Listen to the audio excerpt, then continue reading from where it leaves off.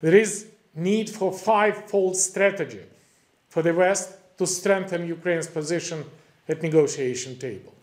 First, military aid, including air defense. We want to count on European support for Ukraine, and this must not pause. We need drones, electronic warfare system, artillery shell, long-range missile and fighter jet. Second, investment in Ukraine defense industry through the Dutch and Danish initiative.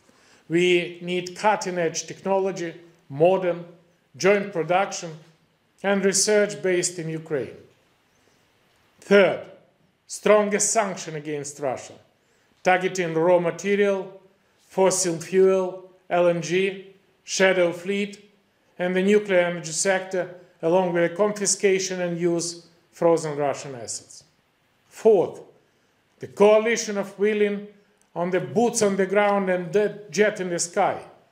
It's this strong deterrence mechanism to be enhanced after peace deal. Fifth, steady, sufficient financial assistance to ensure macroeconomic stability, including by confiscating and using Russian frozen assets. And the last, but definitely not least, NATO membership for Ukraine is the only visible long-term security guarantee.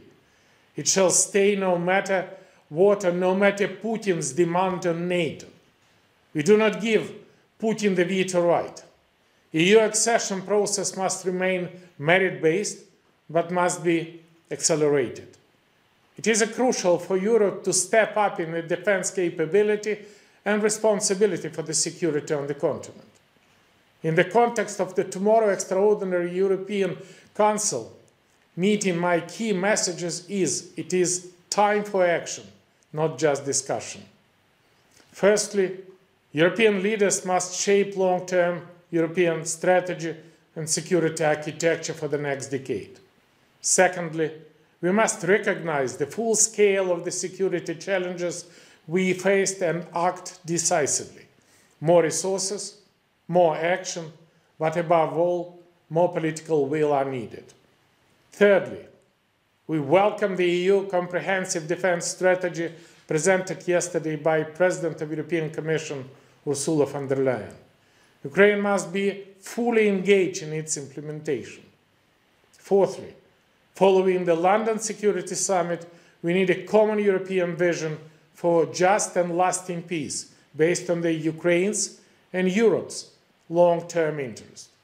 This vision must be presented to Washington together and have reinforcement option. And finally, Ukraine and EU must be present at the talks. All talks ensure a fundamental principle: nothing about Ukraine without Ukraine, and nothing about Europe without Europe. And we support Matrin's idea for appointing Europe special envoy. This is definitely needed, with all my experience on the security negotiation.